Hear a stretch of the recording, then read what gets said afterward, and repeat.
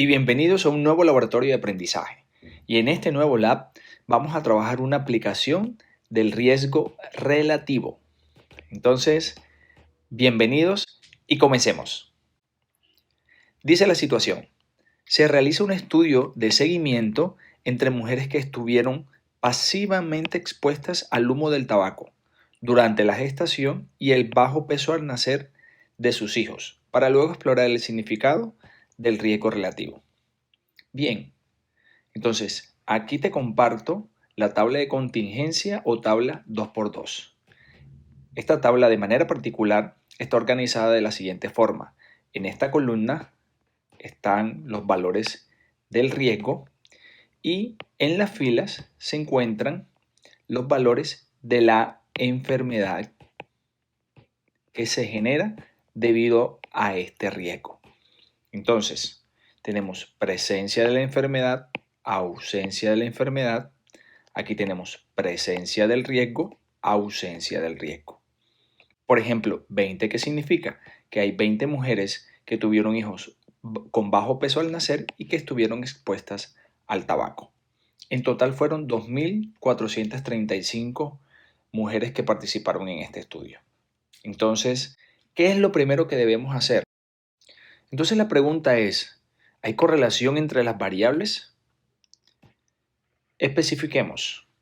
¿Las variables exposición al tabaco y bajo peso al nacer están relacionadas? Recuerda que esta pregunta de investigación o esta pregunta inicial está íntimamente ligada a tu hipótesis H1 o tu hipótesis de investigador, la cual se convierte en una afirmación. Entonces sería, las variables bajo peso al nacer y exposición al tabaco están correlacionadas. Recuerda que esto puede ser o falso o verdadero. Y la antítesis o en contraposición o la negación de esta hipótesis H1 sería las variables bajo peso al nacer y exposición al tabaco no están correlacionadas.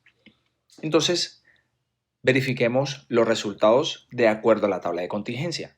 Listo, entonces tenemos la tabla de contingencia 2x2 y recordando lo que te decía ahorita, en esta parte iría la presencia de la enfermedad o la enfermedad, aquí sería la presencia y aquí sería la ausencia, y en esta parte iría el factor de riesgo. Presencia del factor, ausencia del factor. Entonces, coloquemos los datos. Aquí, por ejemplo, iría de acuerdo a la información que ya tenemos, 20, aquí es 20, aquí es 825, aquí sería 14 y aquí sería 1576. Muy bien. Entonces encontramos que el resultado de nuestro p-valor es 0,00292478 aproximadamente. Entonces, de acuerdo a este resultado, recordemos cuáles son los criterios para decidir. Entonces, el resultado del p-valor fue 0,0029 y eso es mucho menor que 0,05. Es importante que tengamos en cuenta esto. Con lo cual, si el p-valor es menor que el 5%, como en este caso, se rechaza H0, con lo cual, recordemos H0, es decir, esta la rechazo, y si yo rechazo H0, entonces me quedaría, entre comillas, con H1. Lo que significa que con una significancia del 5%, recordemos que este es el error aceptado en mi prueba, es decir, con un error aceptado del 5%, se puede decir que las variables están correlacionadas. Esto indica entonces que yo puedo afirmar que existe una relación entre la exposición del tabaco y el bajo peso de los recién nacidos.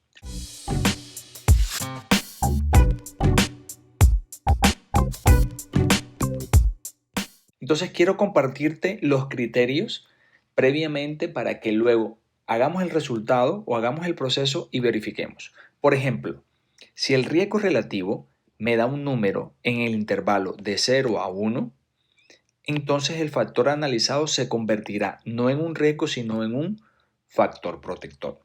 El otro criterio, si el riesgo relativo me da igual a 1 o muy cercano, muy cercano a 1, esto indica que el riesgo de adquirir la enfermedad es la misma para aquellos individuos con el factor de riesgo que para aquellos sin el factor de riesgo. Es decir, realmente no habría una diferencia entre la exposición al factor y la no exposición. No significaría nada.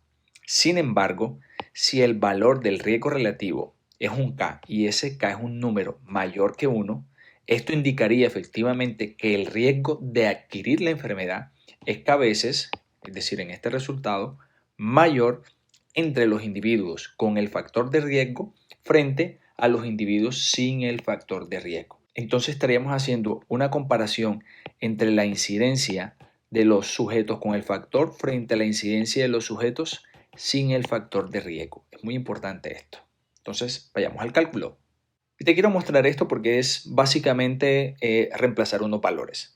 Entonces sería que el riesgo relativo, en este caso, lo podemos calcular así. Riesgo relativo va a ser igual a la incidencia de los expuestos al factor frente a la incidencia de los no expuestos con el factor. Y eso es A. ¿Pero quién es A? 20. Entonces sería 20 dividido entre A más B. ¿Y quién sería B? Si este es A, este sería B. Entonces colocaríamos aquí 20 más 825. Dividido entre C. ¿Pero quién es C? 14. ¿Quién es D? 1576. Entonces podemos colocar 14 división 14 más 1576. Con lo cual, cuando nosotros realizamos esas operaciones, tenemos como resultado 20 dividido entre 845 división 14 dividido entre 1590, lo cual da como resultado un valor aproximado de 0,0236 dividido entre 8,8050 por 10 a la menos 3. Entonces, el riesgo relativo da un valor aproximado de 2,68. Este valor es importante que lo tengamos en cuenta, teniendo claro que yo te había dicho que había tres posibilidades de resultado. Un resultado entre 0 y 1, un resultado de 1 o un resultado de un número K mayor que 1. En este caso, este número que dio como resultado es mayor que 1. Con lo cual, vamos a recordar que estaríamos ubicados en esta propuesta de análisis que yo te tengo aquí. Entonces, ¿cómo la escribiríamos? Si el riesgo relativo nos dio 2,68, es decir, un número K mayor que 1, entonces indica que el riesgo de tener bajo peso al nacer, es decir, la consecuencia del factor de riesgo que yo he identificado, es 2,68 veces mayor entre los niños expuestos al tabaco, que este sería el factor de riesgo, con relación o frente a o en comparación a los niños sin el factor de riesgo. Es importante que tengas presente que la conclusión del riesgo relativo está asociado a los expuestos con el factor frente a los expuestos sin el factor. Es importantísimo que tengas presente esto para cuando vayas a hacer tus ejercicios. Entonces, hasta aquí esta aplicación del riesgo relativo. Espero que sirva para tu proceso de aprendizaje y que puedas ver con calma nuevamente este video y revisar. Y cualquier pregunta, cualquier comentario, te pido que lo dejes aquí mismo en el feed del canal. Hasta un nuevo laboratorio y recuerda suscribirte al canal y estar pendiente de las próximas notificaciones.